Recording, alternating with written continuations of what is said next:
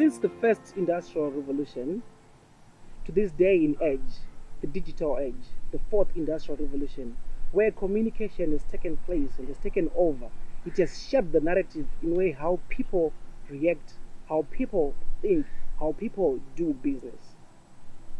Today, we are going to discuss about a new concept or a new phenomenon in this world called the Generation Z.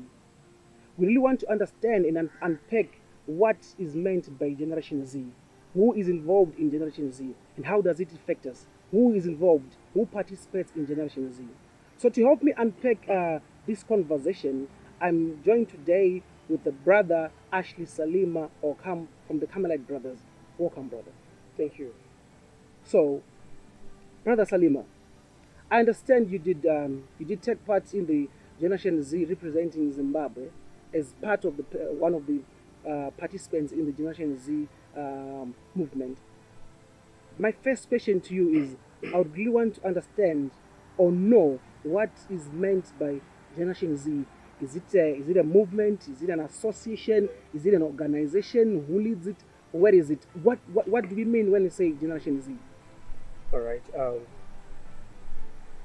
When you talk about Generation Z, we are basically referring to that group of people that was born between 1997 to around 2012. And while they differ in the age range, especially on the scholarly desk, some actually argue that the Generation Z, we are referring to the group of people that were born from, say, 1997 to around 1995 rather to around um, 2010. So it all depends with which school of thought you subscribe to. But generally, we are referring to that group of people, roughly speaking, born from 1997, say to around 2012. But why is it in particular that we are disaggregating these age groups from those people born in 1995? What about those who were born in 1984? What about their generation? Are we not leaving anyone behind? Because there is a concept which says you should not leave anyone behind. Why is it we are starting from 1995 to around 2000? All right. I think it's a good question. Uh, Basically, no one is being left behind. In fact, the concept of us saying that we've got a particular generation that we name Generation Z implies that we actually have other generations as well before that, and even other generations that are going to come. So we mean, of course, I mean, the most common, generation we always talk about, and even in the streets and everything, is the millennials. You know, we also have the boomers. Mm-hmm. Yes. So it only depends with when were you born and in which generation do you fall. And in as far as naming generation is concerned, also there is something that is particular about that. Mm-hmm. Uh, the social cultural milieu in which you live or you were born into also determines your characteristics and how you behave and how you interact basically with the environment. Yeah, so basically that's what we mean. So is it a movement? Is it an association? What is it? No, it's not a movement, it's not an association. We're just referring to that group of people that was born in between the age range I have said, Okay. 1997 to 2010 or 1995 to 2012. Okay. So do you mind exploring the diversity that constitutes Generation Z? Yeah, as I earlier on highlighted, Generation Z is not a homogeneous group of people Mm.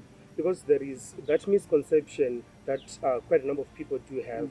Then, when you talk about, for example, even the millennials, they think that it's a homogeneous type of group, but it's not.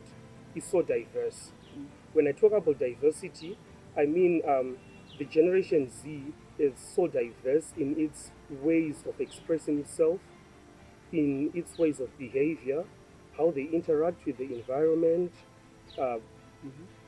even their likes and dislikes. So, all those things um, come into perspective when you talk about the diversity of Gen Z. Okay. So taking from a leaf from what you've said, what do you think are the fears of Gen Z? That's another big question again. Talking about the fears of Gen Z, I think, being born in such an environment whereby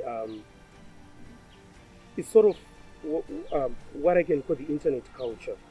You know, the Generation Z was born and bred around computers, the internet, social media, and all that. So it's quite an interesting generation to talk about. So now that means that their fears, they are also determined with the environment in which they were born into. Like, for example, I want to give a relatable example.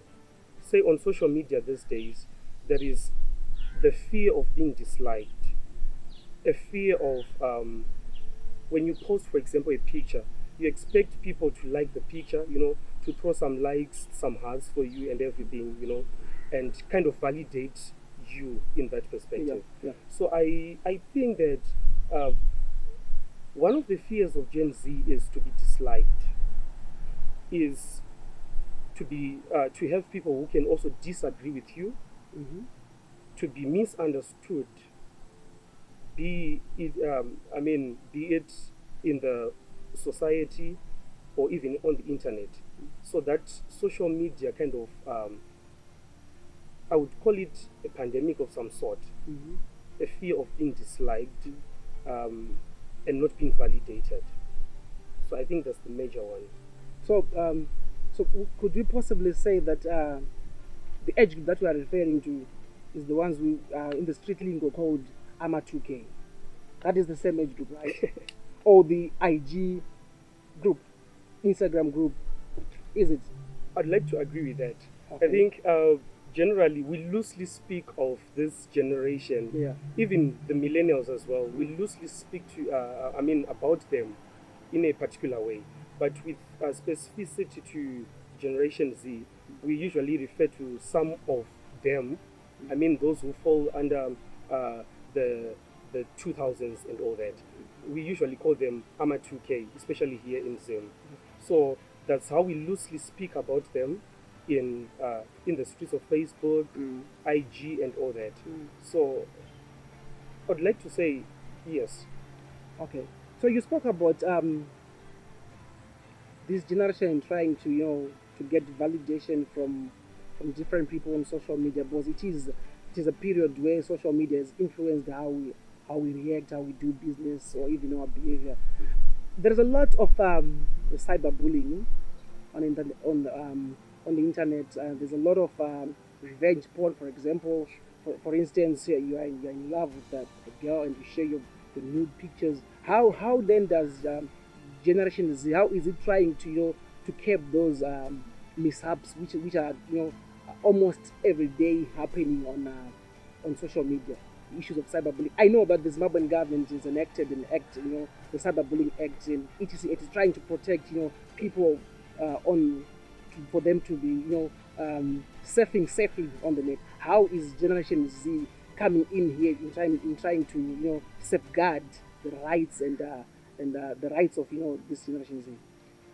Well, I wouldn't really talk about the Gen Z in view of them trying to protect or safeguarding how they behave or on the internet, on the cyberspace. But rather, I think we may actually want to understand how are they coping with all that behavior on the internet, which may be also insidious to their personality.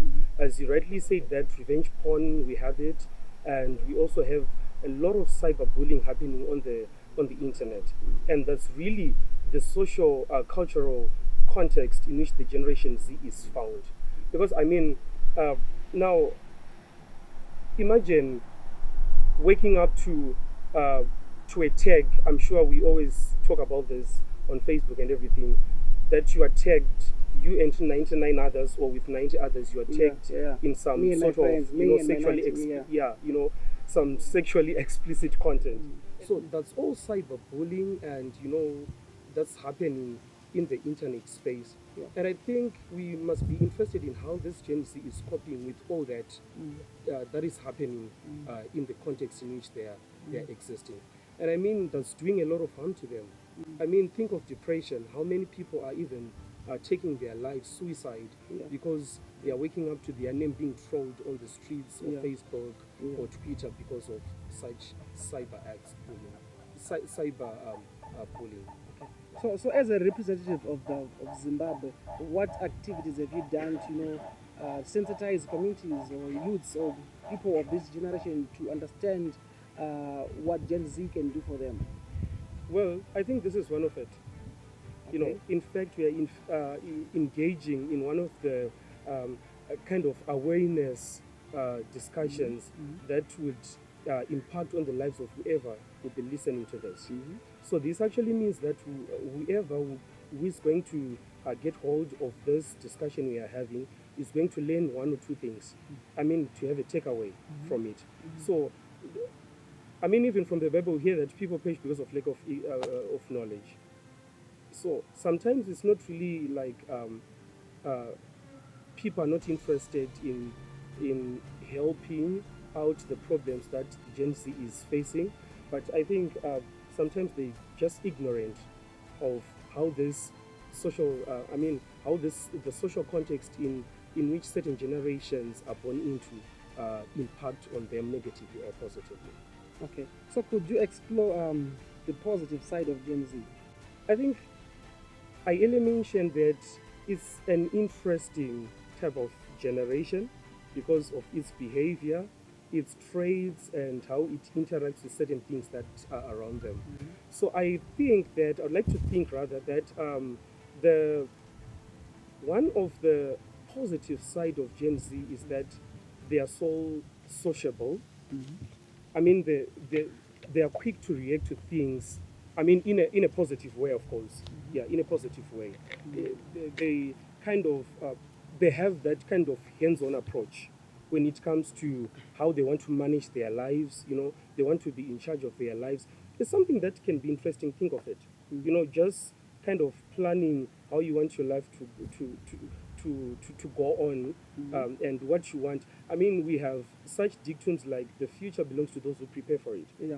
You know, Yeah. yeah. So if you, it's one generation that I've realized that is so interested with what's the view of their future, like how it's gonna look like, such that it can also to another extreme be a sort of a phobia that they are so afraid about what the future hold for them.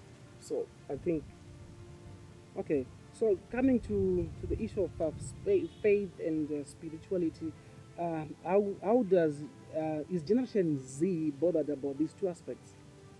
You are a Catholic brother. You are Yeah. aspiring to be a Catholic priest. How then does this fit in? You know, probably in your teachings in future or your interaction with youths from at a parish or at a diocesan level. Does Generation Z is it bothered by the faith and spirituality aspect of side of Yeah. things? I think that's another $1 million question, if I Yeah, would say. yeah. And it's so interesting that to notice rather that this generation, you know, the context in which it is existing, Yeah. and uh, doing their going about their daily lives, it's such a diverse one. So that means that it has either a positive or a negative impact on how they view themselves in relation to something that is higher than them. So basically, when you talk about spirituality, spirituality involves such aspects like basically the belief in something that is higher than the self. Okay. Yes. Okay. So And faith? faith basically it means having belief rather in something also higher than yourself. So is there any difference? So the difference now Yeah, what's the comes difference? in when someone can, well, in the Catholic, from a Catholic perspective, Yeah. you know, when I say I'm a believer, I mean I believe in all that the church teaches, and that's my faith. Yeah. And I mean, on Sundays and other solemnities in the Catholic Church, we do profess our Catholic faith Yeah. in the creed. Mm. So that means that's my type of faith. That's faith is doesn't loosely translate to only a belief in God. Mm. Yes, it is a belief in God, that utter confidence in Him, but also it goes way beyond that. Like the faith I express, what is it that I really believe in? But now it faith basically is attached to religion. But now, when you talk about spirituality, Yeah. Spirituality, you can be a spiritual person without being a religious person. Is it? Yeah. Okay. We have people who actually uh, who consider themselves spiritual, Mm-hmm. but then they're neither Christians nor Muslims, so to say. Mm. They do not ascribe to any God, Mm-hmm. but they just believe that there is something that is higher than this self I'm looking at. Yeah. So these people, they believe basically in ethical living. They believe in living a good life for the sake of just being good. So being spiritual, I mean, for them, at the end of the day, it means I just believe that the universe is bigger than who I am, and how do I relate to this universe? So that relation, why am I doing this? And probably it's just that I should sleep good at night. That's how those things work. So Gen Z now, Yeah. to come back, I mean, closer home. Yeah. Gen Z, quite a number of them, they're drifting away from religion. Why? They think When that you say religion, you mean faith? exactly, Okay. loosely translated. Yeah, I mean, we can just loosely or interchangeably use faith and religion. Okay. Yes, it's basically. I mean, the Gen Z is basically drifting away from religion or matters of faith. Why? Because they feel that religion is kind of boxing them. Okay. I mean, it is a curious generation. It's very much interested in knowing things that are even way bigger than they are. So sometimes they feel that, okay, what would I benefit when I go to Mass? When I go to Mass, okay, I just tend to profess my faith. Okay, I listen to a homily, I listen to this and that. They think those things really, they don't really matter, some of them. But also there is a wide awakening, spiritual awakening amongst the Generation Z, such that even if some of them do not really ascribe to any religion or to any church, so to say, they consider themselves spiritual. So which is an interesting phenomenon to kind of look into. Brother Ashley, like what you've alluded to, that this generation, there is a lot of internet usage, social media, culture, etc.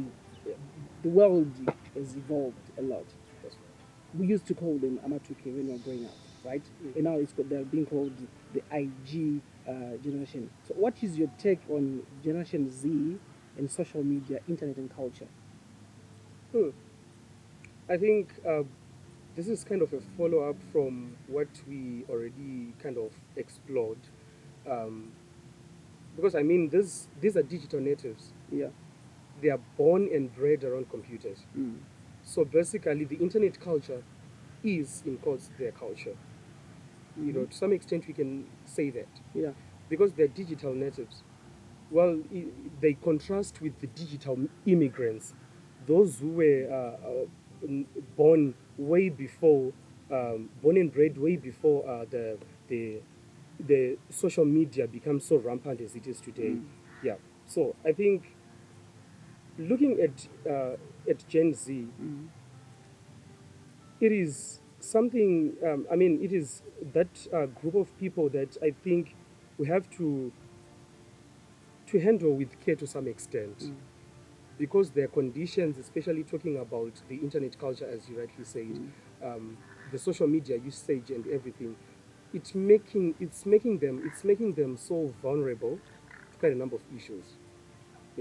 So I think when it comes to how they should relate with other generations and even people way older than them, I think that should be.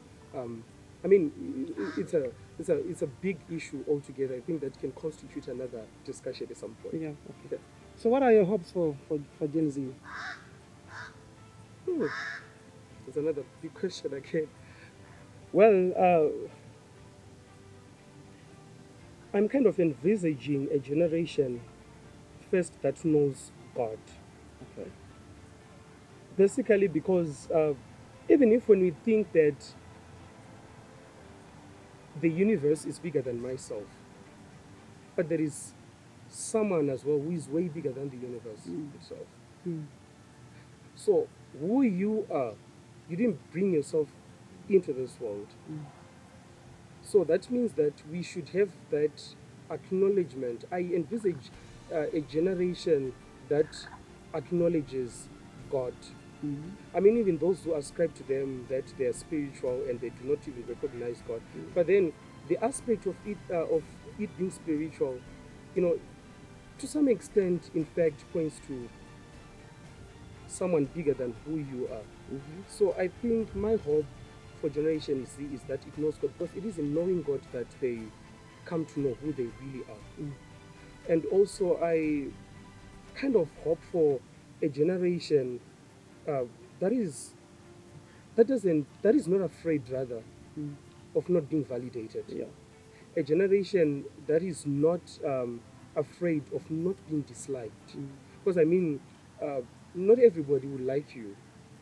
Yeah, that's the truth. And not everyone will agree with you, no matter how brilliant one may think he is, and how truthful you may think whatever you are saying is or matters. So that's the type of people I'm kind of hoping to see the Gen Z becoming.